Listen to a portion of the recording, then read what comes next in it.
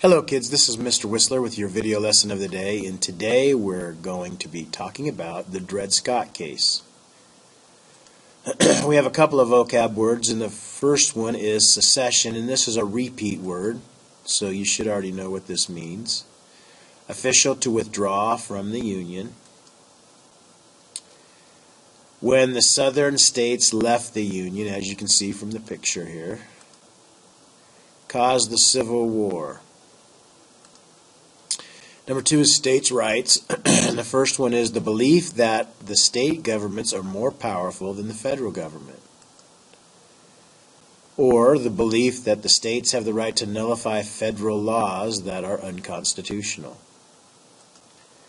Southerners justified secession with the theory of states' rights.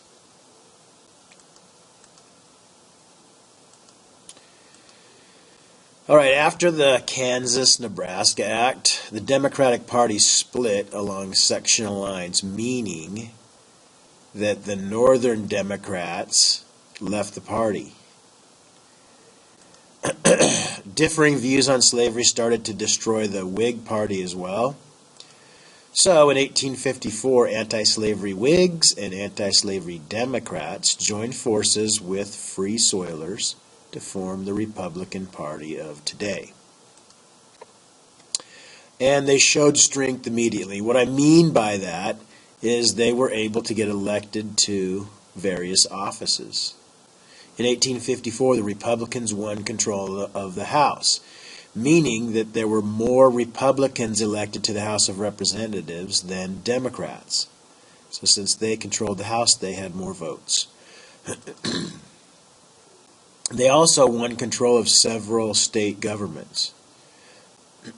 Northern Democrats basically lost 3/4 of the free states, which meant that Republicans took control of those state governments. So it looked like the Republican Party was becoming a Northern Party and the Democratic Party was becoming a Southern Party. The election of 1856 shows this too. James Buchanan of Pennsylvania was a Northern Democrat, and he ran against John C. Fremont of California, who was a Republican. Buchanan took his philosophy was popular sovereignty when it came to slavery. He thought that the people could vote and decide whether they wanted to make territory free or slave. John C. Fremont's campaign slogan was free soil, free speech, Fremont. Now, if you were a Southerner, you probably would not vote for Fremont if that was his campaign slogan. Here's the election map, and you can see that it's mostly blue or Democratic. Buchanan won all the southern states. And just to review how the president gets elected, all these numbers are electoral votes that each state has. So if we use Texas, for example, people vote for president in Texas, and they either vote for Buchanan or they vote for Fremont. And whoever gets the most votes in Texas gets those 4 electoral votes. Now these electoral votes are the ones who elect the president. So in Arkansas there's 4, so they both run against each other in Arkansas, and say there was 100,000 people in Arkansas and 70,000 people voted for Buchanan and 30,000 people voted for Fremont, Buchanan would get those 4 votes. Well, what's interesting about this election, typically both candidates will get some votes in every state. Well, Fremont did not get 1 vote from the South. And in the election after this one, in 1860, when Lincoln ran, the Southerners didn't even put Lincoln on the ballot. So there's 2 elections in a row where the Republicans did not get 1 vote from the southern states. So Buchanan won 174 to 118. And John C. Fremont became the first Republican presidential candidate. The Dred Scott decision. Dred Scott was a slave that was bought by an army doctor in Missouri, which is a slave state. And in the 1830s, this doctor moved his whole household, including Dred Scott, to Illinois, which is a free state. Then later, he moved again to Wisconsin, bringing everybody, including the slave Dred Scott, with him again, and Wisconsin was also free territory. Well, after his military career, the doctor and his household moved back to Missouri, and after a few years of retirement, the doctor died. Well, when in 1846 some anti-slavery lawyers heard about Dred Scott's story, and they convinced him to sue for his freedom. And Dred claimed that he should be free because he lived on free soil for a number of years. So this court case, the Dred Scott case, finally made it to the Supreme Court after 11 years of being in the court system. So in 1857, the Supreme Court finally heard the case. And this case was very well known, and it attracted tons of attention. The immediate issue was, is Dred Scott going to be set free, or is he going to remain a slave? The bigger issue is, could the court rule also on the question of slavery in the territories? So, Chief Justice Roger B. Taney ruled, this is Taney, since Dred Scott was a slave and not a citizen, he had no rights as a citizen and could not sue.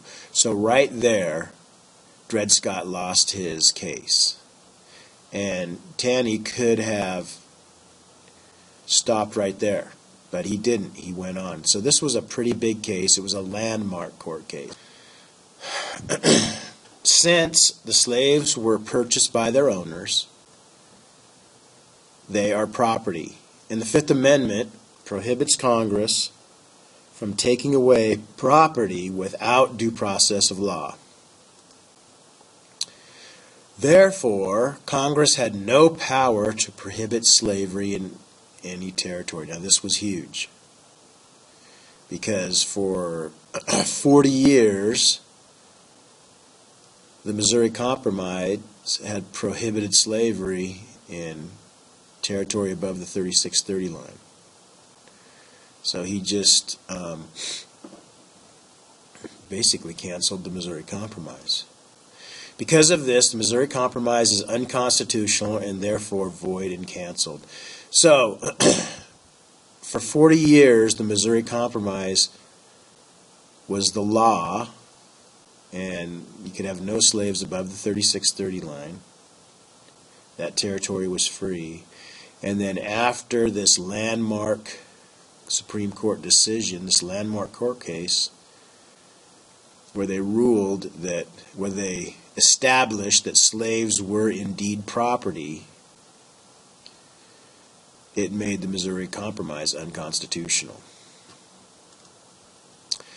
So, popular sovereignty is also unconstitutional with regard to slavery, because it would amount to taking away a person's property. You can't vote people's property away either.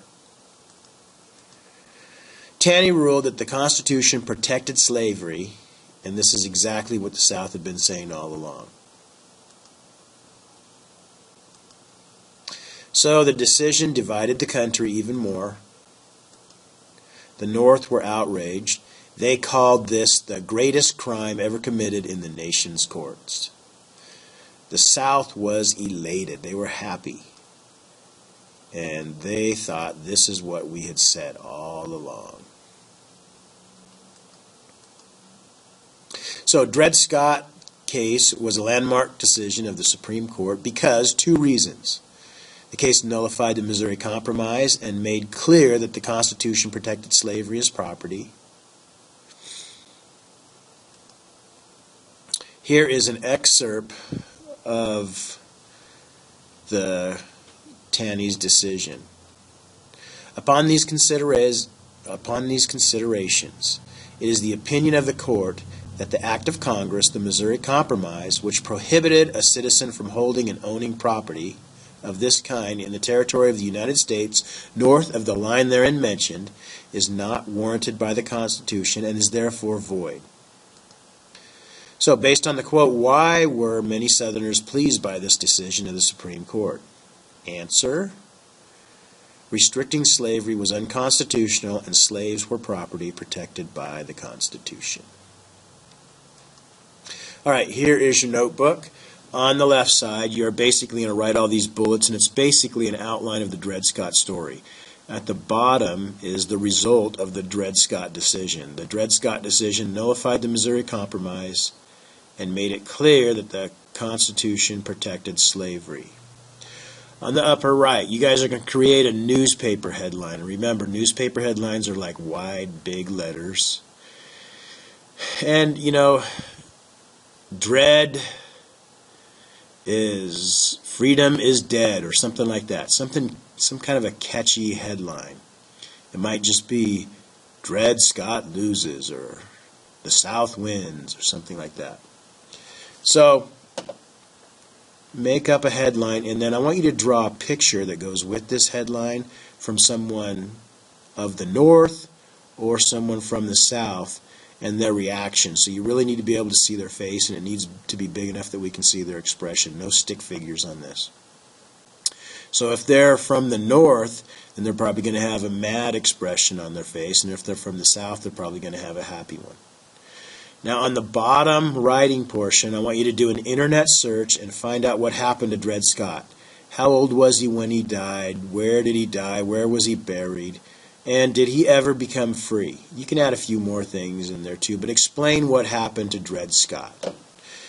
All right, today's blog is, was the Dred Scott case a landmark decision of the Supreme Court?